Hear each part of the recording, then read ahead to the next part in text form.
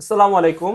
আপনারা যারা সিঙ্গাপুরের ভিসা করতে যাচ্ছেন, তারা এই সময় সিঙ্গাপুরের ভিসার জন্য এপ্লাই না করাই ভালো। কেননা এখন হচ্ছে 90% সম্ভাবনা সিঙ্গাপুরের ভিসা রিজেকশন হয়ে যাওয়ার। কেননা ফ্রেশ পাসপোর্টে ওরা কোনো ভিসাই অ্যাপ্রুভ করতেছে না। যদি খুব ভালো প্রোফাইল না হয় তাহলে সিঙ্গাপুর বর্তমান সময়ে একটু বন্ধ রাখুন। এখন এপ্লাই না করাই ভালো। রিজেকশনের হার অনেক বেশি। কাইন্ড অফ বলতে পারেন যে গণহারে রিজেকশন চলতেছে সিঙ্গাপুরের জন্য।